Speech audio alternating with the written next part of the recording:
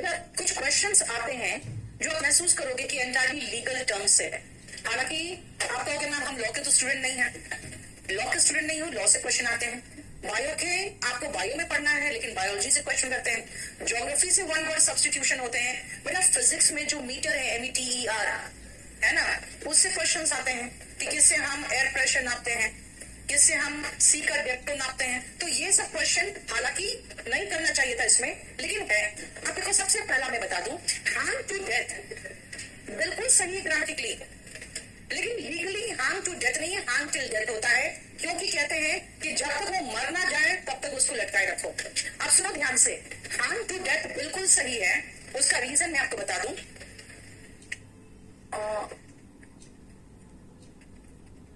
जैसे इसका एक्सप्लेनेशन सुनना। अगर कहते हैं ये ब्लीड का सेकंड फॉर्म ब्लड है, ब्लड टू डेथ, इतना खून बहा कि मर गया।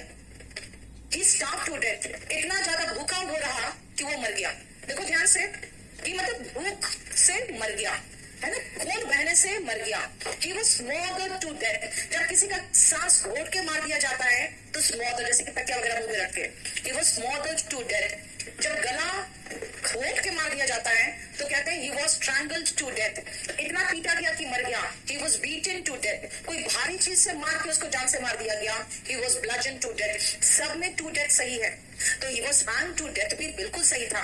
बाद में इसका गलत इस्तेमाल किया गया कि उसको लटका के तुरंत उतार लिया गया कि कोर्ट का भी आदेश का पालन हो गया और ये बच भी गया। तो कोर्ट ने कहा अच्छा मेरे से चला कि इसको तब तक लटकाओ जब तक ये मर ना जाए, इसीलिए उन्होंने चेंज किया और hanged to death को hanged till death बनाया। अदरवाइज बिल्कुल सही था ये।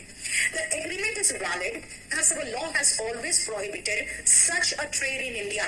अगर हम और आप एक एग्रीमेंट कर लेके चलो आज से हम लोग चरस बेचते हैं, है ना, अब फिर मैं पलट जाऊंगी नहीं मैंने मुझे नहीं करना, आप मुझे कोर्ट ले जा सकते हो, ले जाओ कोर्ट, तुम्हें भी डंडे मारेगी दो पहले तो, और कहेगी कि भाई ये जो कानून है ये कानून के द्वारा ही प्रोहिबिटेड है, ये आप बिजनेस कर ही नहीं सकते हो।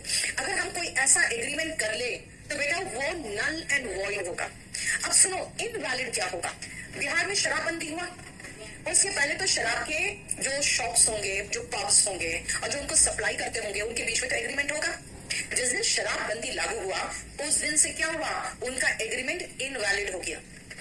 तो वैलिड है और वैलिड चीजें इनवैलिड हो जाती है अगर कुछ ऐसा कंडीशन आ गया तो। जो शुरू से ही नहीं चल सकता वो नल एंड वॉइड होता है। इलेजिटिमेट का मतलब होता है नाजायज, नाजायज, जैसे इलेजिटिमेट चाइल्ड, ठीक है। और इलिसिट होता है, सबका मीनिंग लिखा हुआ है पीछे, आपको कुछ भी लिखने की जरूरत नहीं। इलिसिट और इलीगल का डिफरेंस समझना।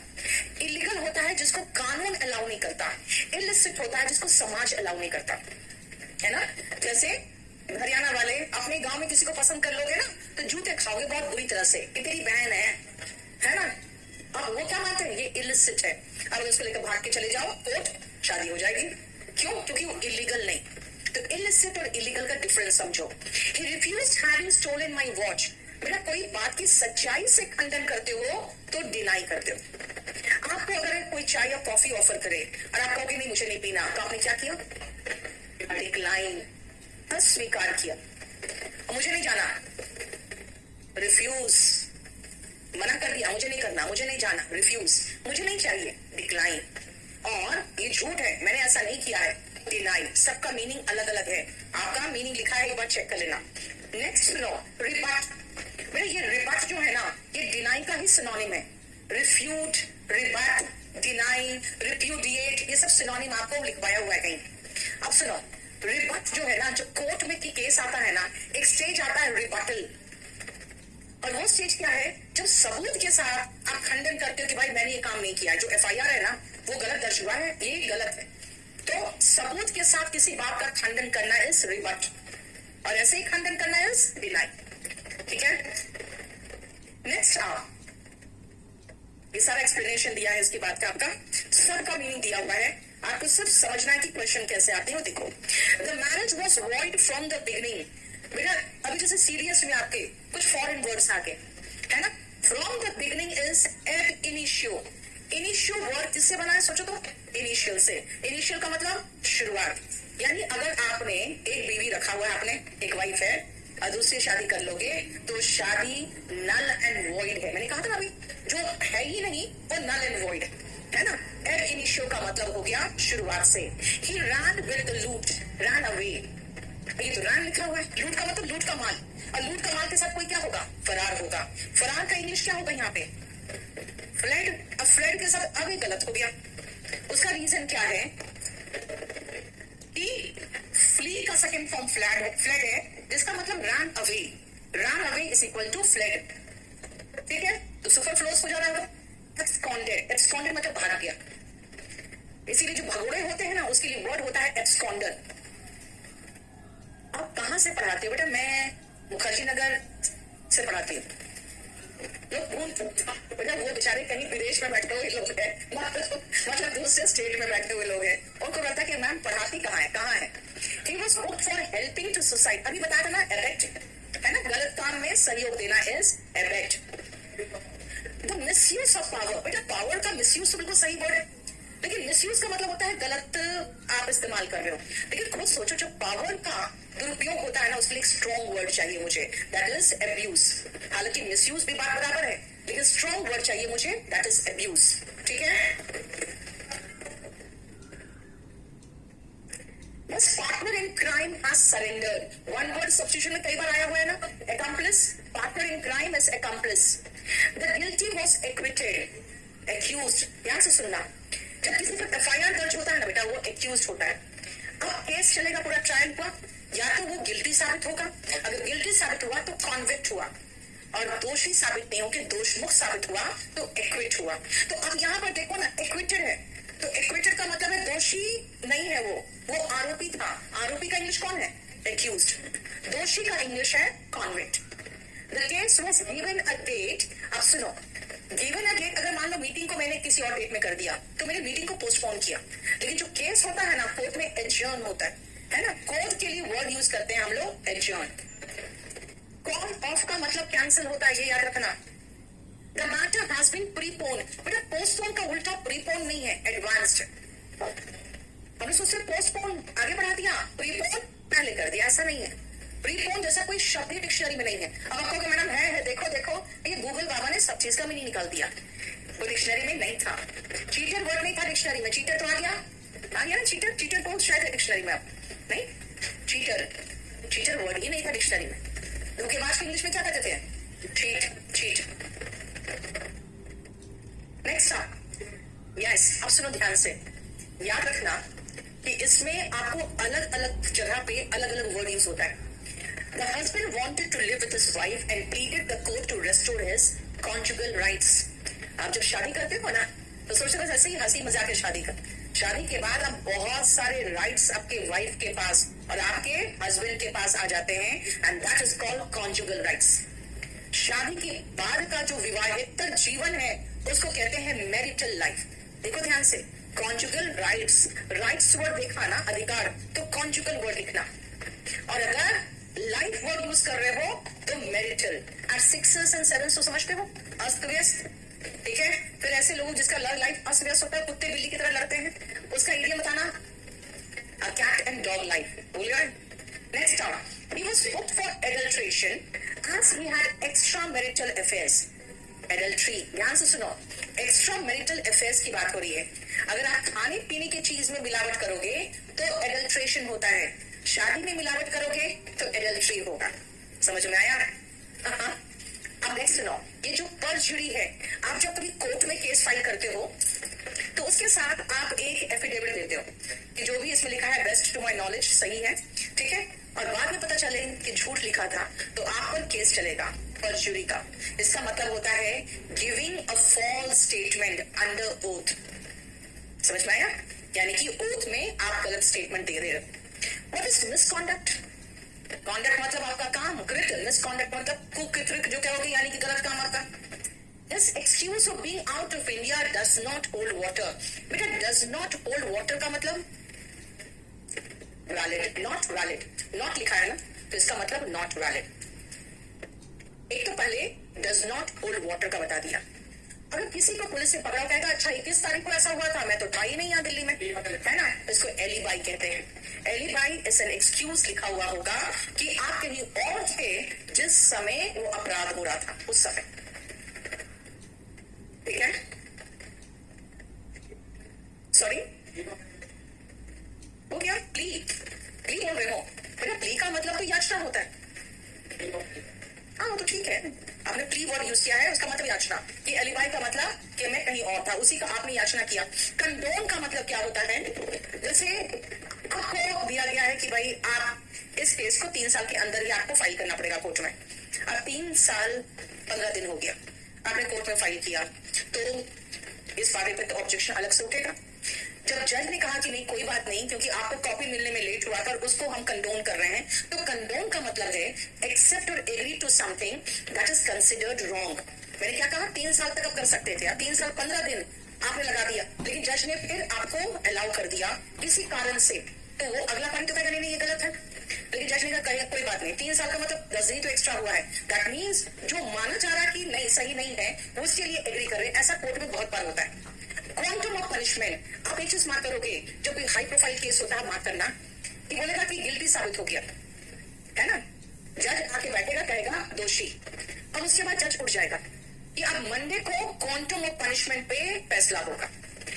इसका मतलब है इसको 3 साल के, उसमें लिखा जाता है ना 5 से 10 साल की सजा। अब 5 साल देगा कि 10 साल देगा कि 7 साल देगा, वो क्वांटम ऑफ पनिशमेंट अगला डेट में होता है, फिर 2-3 दिन के बाद, यानी कितनी सजा होगी। ठीक है, how long the punishment must be. Next up, death resulting from burning a house. बेटा कोई चीज जला देते हैं ना, उसको आर्सन कहते हैं। देखो, और आर्सेनल क्या होता है बताना, बोलो। यस, जहां पे शस्त्र रखे जाते हैं ना, उसको आर्सेनल कहते हैं। मेरे इस पर रखते हैं।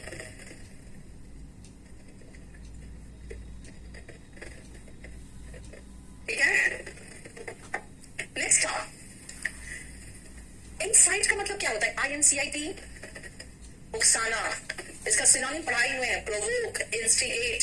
ठीक है, next dash of contract is an offence, breach of contract. जब आप कोई कॉन्ट्रैक्ट करते हो, उसकी अवहेलना करते हो, उसको ब्रीच ऑफ कॉन्ट्रैक्ट करते हैं, यानी उनके नियम को नहीं मानना। मैरिड ट्वाइस, यस, बाई मतलब 2, ज्ञानी मतलब शादी। मिलके बाईज्ञानी नहीं होता बेटा, विज्ञानी होता है। इसका मतलब 2 शादियां। पॉलीज्ञानी, कई शादियां। अब भाई 2 शादी करोगे तो अंदर हो जाओगे, ये करने का तो मौका मिलता नहीं है ना। अब ये भी कर लो तभी आपको 2 शादी का जितना सजा है, पॉलीज्ञानी का भी उतना ही सजा है। ठीक है, मोनोज्ञानी अलाउड, मोनो मतलब 1। अब crime for which the police is empowered to arrest without a warrant, cognizable offence. जिसमें भी 7 साल से ऊपर की सजा का प्रावधान रहता है ना, उसमें जब पुलिस अरेस्ट करती है तो आपको पुलिस स्टेशन से बेल नहीं मिलेगा, इसमें मजिस्ट्रेट के सामने 24 घंटे के अंदर पेश करना पड़ता है, वहीं से बेल होगा। और वो जो होता है उसको कहते हैं कॉग्निजेबल ऑफेंस। ठीक है, बहुत सारा है, मर्डर वगैरह सबका है कॉग्निजेबल ऑफेंस फिर तो। ठीक है, ये क्या हुआ? अच्छा, ये समझ में आ गया। एंटीसिपेटरी समझते हो? ANTI, प्री का मतलब पहले, एंटी का मतलब पहले। एंटीसिपेटरी बेल होता है, यानी कि अरेस्ट होने से पहले ही बेल। ठीक है ना, एंटीसिपेटरी पहले। अब वन वर्ड सब्स्टिट्यूशन ध्यान से देखना। To live together under the same roof, बेटा को का मतलब क्या होता है? साथ, और हैबिटेट से बना है हैबिट, ये निवास हो जाता है, निवास करना। क्योंकि ये जो हैबिट वर्ड है ना, वो हैबिटेट से बना है। हैबिटेट का मतलब होता है निवास। कहते ना हम लोग जानवरों के हैबिटेट को खत्म करते जा रहे हैं, तो कोहैबिट का मतलब हुआ साथ में निवास करना। एक ही छत के नीचे अगर साथ में आप निवास कर रहे हो तो। ठीक है,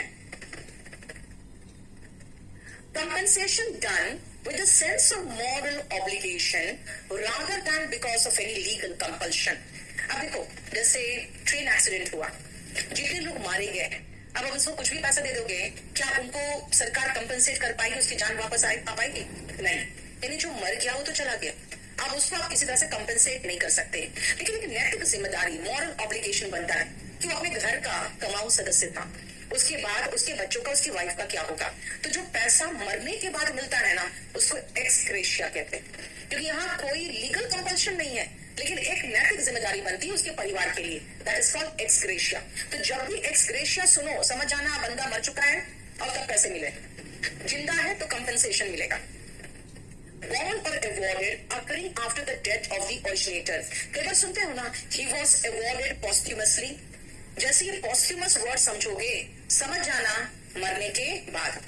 अगर मैं किसी लड़के की बात कहूँ he was born posthumously, तो समझ जाना उसके पिता के मरने के बाद वो पैदा हुआ. क्योंकि माँ के मरने के बाद तो कोई बच्चा पैदा नहीं हो सकता है ना, तो पिता के मरने के बाद वो पैदा हुआ. posthumous word जैसे सुनो समझ जाना मरने के बाद. A blanket abolition of an offense. आप देखते हो जैसे नीरव मोदी वगैरह कहीं और गया, बोला कि भाई हम इतने पैसे लेके आ रहे हैं, चलो कोई बात नहीं, आप मेरे देश का नागरिक बन के रह लो, है ना. उनको एमनेस्टी मिल गया. दलाई लामा को चाइना पकड़ता हुआ कि इंडिया में आया, उसको यहाँ पे पॉलिटिकल एमनेस्टी मिला. यानी कि एक संरक्षण कि ठीक है आपने जो ऑफेंस किया उस देश के लिए होगा, हमारे लिए नहीं, आराम से रहो. ये ब्लैंकेट मतलब एक तरह से ब्लैंकेट ढक दिया उसको, ठीक है. ग्रोइंग और एडिंग टू, जैसे कि डेट. आपने एक चीज पढ़ा होगा, he earned a profit of 10,000 rupees. ये जो प्रॉफिट होता है ना वो अर्न करते है ना. यही अगर लॉस होता तो ये अर्न की जगह पे कौन सा वर्ड होता है? Incurred. Very good. he incurred a loss of 10,000 rupees. यानी कि लॉस हुआ तो कोई और वर्ड, प्रॉफिट हुआ तो कोई और वर्ड. अब आते हैं कि 10,000 रुपया उसने लिया और उस पर ब्याज जमा होता गया हर महीने 10% पर. तो ये एक्रू होता है. कोई चीज किसी चीज के ऊपर और जमा होता जा रहा है, जैसे कि ब्याज, है ना, उसके लिए वर्ड आता है एक्रू. देखो, ग्रोइंग और एडिंग टू, जैसे कर्ज पर ब्याज के रूप में एक्रू, और जो बकाया है, जो देना है, वापस करना है, दैट इज कॉल्ड एरियर्स. कहीं के लिए न्यू हो, आप वहां के लिए क्या हो? एलियन. आप कहोगे नहीं एलियन तो होते जो बाहर से आते हैं, ऐसा कुछ नहीं है ना, क्योंकि वो भी हमारे लिए तो एलियन है. तो आप भी कहीं जाते हो जहां के आप नहीं हो, आप वहां के लिए एलियन. ठीक है, सबका मीनिंग लिखता चला जा रहा है. देखो next, one who is unable to pay one's debt. कौन सा वर्ड है? Pauper, bankrupt, insolvent. Pauper word exact नहीं है, बैंकक्रप्ट और इंसॉल्वेंट ये दो एकदम एग्जैक्ट वर्ड है. दिवालिया, अब ना ऐसे लोगों को दिवालिया कोर्ट घोषित करती है. ठीक है, और जब कोर्ट घोषित करेगी ना तो उसके पूरे प्रॉपर्टी जितना भी उसका कंपनी वगैरह है सब पर सरकारी आदमी बैठता है कि अब ये पैसा दे नहीं पाएगा, तो जो बेच बाच के निकाल ले सो निकाल ले. दैट इज कॉल्ड बैंकक्रप्ट और insolvent. The act of leaving, जैसे आपने देखा था माल्या का, है ना, बड़ी बड़ी गाड़ियां उसके घर से उठा के लेके जा रहे थे, एकदम बहुत लग्जरी कार थे उसके पास, यार नहीं. The act of leaving legacy or property after death. Bequeath. He bequeathed 4 houses. इसका मतलब हुआ उसने 4 घर को अपने जो बच्चे हैं उसके लिए छोड़ के गया है. किसमें? अपने विल में. इसीलिए विल क्या होता है? एक डॉक्यूमेंट जिसमें लिखते हो कि भाई मेरे बाद मेरे प्रॉपर्टी का क्या होगा. विदाउट अ विल, और ऐसे मर गए तो बिना विल लिखे इंटेस्टेट. इसका जैसे अगर मैं कह दूं, ऐसे लिख दूं कि बंद करो इसको, टू ही डाइड इंटेस्टेट. जैसे मैंने कहा ही डाइड इंटेस्टेट, इसका मतलब वो वसीयत बना के ही नहीं गया. ठीक है, समझ में आया? नेक्स्ट, इन फैक्ट और इन रियलिटी, इसका मतलब होता है डिफैक्टो. मेरे यहाँ पे वर्ड देख रहे हो, फैक्ट है ना, फैक्ट मतलब तथ्य. तो इन रियलिटी का मतलब है, डिफैक्टो का मतलब होता है कि इन फैक्ट, वास्तव में, the judgment must be read in toto. ये देखो, ये कोई वन वर्ड सब्स्टिट्यूशन नहीं है. कहते हैं जब आप जजमेंट पढ़ते हो तो उसको टोटल पढ़ो, तो टोटल का शॉर्ट फॉर्म है ये toto. The judgment must be read in toto का मतलब है पूरा कंप्लीट पढ़ना चाहिए. इन गुड फेथ, बेटा बोनाफाइड को हमने आपको फिर वाले शीट में पढ़ाया था. बोना का मतलब होता है बेनी, बेनी का मतलब गुड, और फाइड का मतलब फिर से बना है फेथ. इन गुड फेथ का मतलब होता है आप ने जो कहा उस पर भरोसा करके, बोनाफाइड. ठीक है, आपने जो कहा उस पर भरोसा करके. इसलिए आप जब अपना इंश्योरेंस पॉलिसी लेते हो ना, तो bona fide sale of insurance policy होता है कि आपने जो बोला है सब सच बोला है. झूठ बोलोगे ना तो फिर मरोगे तो घर वालों को कुछ मिलेगा भी नहीं. समझे? इसलिए हमेशा सही उसमें इंफॉर्मेशन देना. नेक्स्ट आओ, स्टेटमेंट रिटन या oral to defame a person. अब मैंने आपको व्हाट्सएप किया, मैंने कहा पता है उसके बारे में, वो बिल्कुल बहुत ही बदमाश है, एकदम चोर आदमी है? और उसको मिल गया वो मेरा चैट. वो मुझे जाकर मेरे पर केस कौन सा करेगा? फॉर लाइबल रिटन है. और मैंने आपको कहा पता है वो चोर है, ठीक है, आपने इसको रिकॉर्ड कर लिया, और ये जो मेरे स्टेटमेंट रिटन नहीं है, ओरल है, राहुल गांधी का ओरल था, दैट वाज स्लैंडर, ठीक है, मैक्सिमम पनिशमेंट उनको मिला, उसमें 2 साल की सजा थी, 2 साल की सजा मिली। नेक्स्ट आओ, हो गया, आओ परमानेंट रेसिडेंस। आप देखते हो कहीं के होते हो, आप वहां का डोमिसाइल बनवाते हो, क्यों बनवाते हो? क्योंकि आपके स्टेट के जॉब्स में आपको रिजर्वेशन मिलना है, इसलिए आप उस जगह का डोमिसाइल बनाकर रखते हो कि मैं यहाँ का परमानेंट रेसिडेंट हूँ। मर्सी किलिंग समझते हो? किसी को ऐसे लाइलाज बीमारी हो जाए जिसका कोई इलाज नहीं हो, बहुत तड़प रहा है, तो वो कोर्ट को प्लीड करता है कि मुझे पेनलेस डेथ दे दिया जाए, क्योंकि इसका डॉक्टर के हिसाब से कोई इलाज भी नहीं है और मैं इतना दिन से तड़प रहा हूँ, तो इसको कहते हैं यूथनेशिया। और जनरली ये यूथनेशिया है ना, अगर आप देखोगे तो जानवरों को बहुत बार दे दिया जाता है। कोई जानवर है एकदम अपनी पूरी लाइफ जी चुका है, उसका एज ही है 12 साल से कुत्तों का, है ना, और वो बहुत पेनफुल अवस्था में है, तो जनरली जो वेट वाले होते हैं ना, वेटरनरी डॉक्टर्स को दे देते हैं। Euthanasia is mercy killing. Transfer of an accused from one country to another. आपको पता है ना, विजय माल्या के एक्सट्रेडिशन के लिए कितनी कोशिश हो रही है ना, इंडिया लाने की कोशिश हो रही है, क्योंकि वो वहां से भाग गया। अब वहां से यहाँ लाना is extradition. Crime against one's own country, बेटा राजद्रोह, बहुत गंदा मुकदमा है ये। इनफैक्ट आपको पता है, मर्डर और रेप से ज्यादा गंदा है, क्यों? क्योंकि आपने देश के खिलाफ काम किया, दैट इज कॉल्ड ट्रेजन और सेडिशन, और ये आजकल बहुत जल्दी लग जाता है, इसीलिए क्या कभी भी पब्लिक प्रॉपर्टी को नुकसान मत पहुंचाना, खासकर यूपी में। आ जाओ next. A person who lives in a particular place, but citizen तो सब जानते हैं, डेनिजन याद रखो, ठीक है। Done in the interest of only one side in a case. देखो एक्स पार्टी, पार्टी मतलब समझ रहे हैं, एक्सक्लूसिवली फॉर वन पार्टी। अब जैसे मैंने आप पर केस किया, आपको हमने नोटिस भिजवा दिया, आप नोटिस रिसीव भी कर लिए, और तुम आए नहीं केस में, तो मैं तो कहूंगी ना कोर्ट को कि भाई मेरी क्या गलती है, हमने तो उनको नोटिस रिसीव करवा लिया। कोर्ट क्या करेगी? मेरे फेवर में मेरी ही बात सुन के, क्योंकि तुम तो आई नहीं अपनी बात रखने के लिए, मेरी बात सुन के मेरे अकॉर्डिंग चल लेगी, यानी एक्स पार्टी वो शुरू कर देगी केस को। Officially accusing someone of a crime. अब मैं कहूँ तुम चोर हो, चोर हो, चोर हो, कहोगे मैम तो बेकार का ब्लेम करते रहती है। अब मैंने जाके एफआईआर दर्ज कराया और उसमें नाम लिखवा दिया। अब ये ऑफिशियली मैंने किसी का नाम उसमें दर्ज करा दिया। अब यहाँ पे वर्ड आएगा इंडाइट, बेटा यहाँ सी साइलेंट है। आई इंडाइटेड हिम फॉर फॉर्जरी, यानी कि जाली दस्तावेज के उसके लिए मैंने उसको इल्जाम लगाया, और इंडाइट वर्ड तो समझ जाना ऑफिशियली, यानी एफआईआर दर्ज करवा दिया। Place where arms are kept, अभी थोड़ी देर पहले मैंने कहा था आर्सिलर और armoury. Telling a lie under oath, थोड़ी देर पहले बताया था ना आपको, perjury. Following someone in a threatening way is called stocking.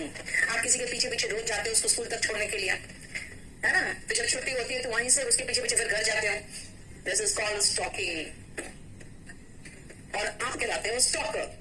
अब आपके जमाने में एक और तरीके का होता है। अब उसकी इंस्टाग्राम प्रोफाइल में जाते हो और जाकर देखते हो, अच्छा कौन सा फोटो डाली है, किसके साथ डाली है, कहाँ पर है ये, है ना, किस प्लेस में इसका फोटो है, तो फिर उसको पहचानने की कोशिश करते हो, that is called online stalking, है ना, साइबर स्टॉकिंग हो जाता है। यस, बहुत किया लगता है।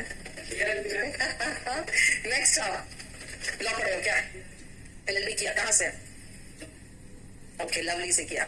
मैंने यहाँ campus law centre Delhi university से किया, एलएलबी किया था मैंने। चलो, crime of living on the street and asking people for money is वेग्रेंसी।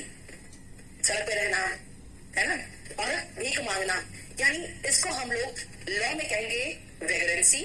ऐसे नॉर्मल वर्ड में बेगरी कहलाएगा। भीख मांगने का क्या होगा? वेग्रेंसी, जिसका मतलब हुआ बेगरी। देखो,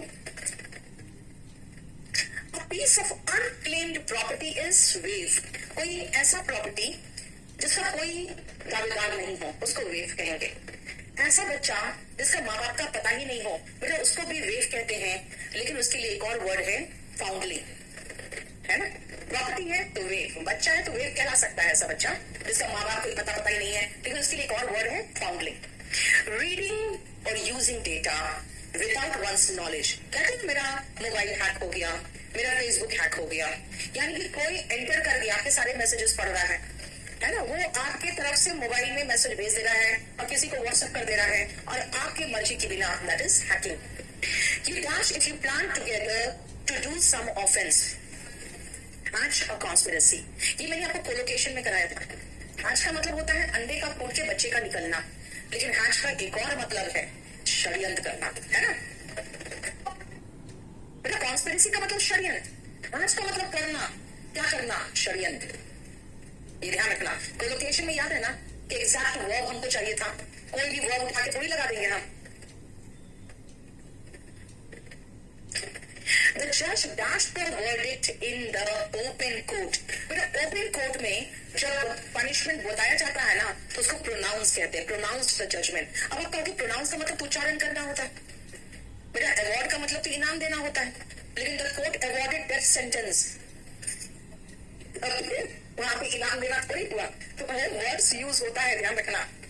A legal document in which you state who shall receive your property, will का मतलब वसीयत। A process of settling a disagreement by keeping people or person from both sides or an independent person to settle the matter. Generally आजकल agreement में होता है कि अगर कोई प्रॉब्लम होगा तो एक इंडिपेंडेंट आर्बिट्रेटर अपॉइंट होगा। अब आर्बिट्रेशन क्लॉज बन गया अलग से, तो आर्बिट्रेशन का एक लॉ बन गया अलग से। अगर ऐसा कोई प्रॉब्लम होता है तो दोनों पार्टी चली जाती है court.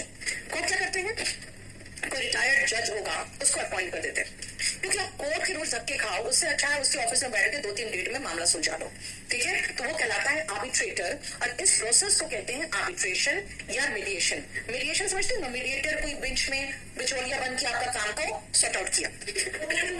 Payment made by husband और वाइफ टू हिज स्पाउस, इसको कहते हैं एलिमनी, ठीक है। ध्यान से सुनना, अभी केस कोर्ट में चल ही रहा है, आपको अपनी वाइफ को इतना रुपये महीना देना पड़ेगा उसके खर्चे के लिए, दैट इज कॉल्ड मेंटेनेंस। तलाक हो गया, अब आपको इतना पैसा देना पड़ेगा अपने बच्चे और अपनी वाइफ के लिए, एक मुश्त पैसा, that is called alimony.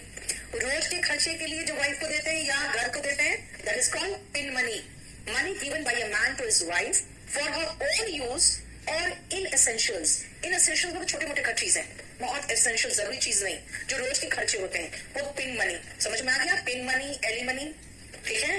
The amount of money और property left to someone in a will. अब सुनो, मैंने विल लिखा तो विल का मतलब वसीयत, बिना विल लिखे मर जाऊंगी तो आई विल डाई इंटेस्टेट। जो विल लिखा है उसमें मैंने कहा कि भाई ये 4 मकान है जो मैं अपने बेटे को दे रही हूँ, आई बिक्वेट। बिक्वेट का मतलब होता है देना, लिखना कि ये प्रॉपर्टी मैं दे रही हूँ, और जो मैं दूंगी ना उस प्रॉपर्टी, उस विरासत को क्या कहोगे, लेगेसी, ठीक है।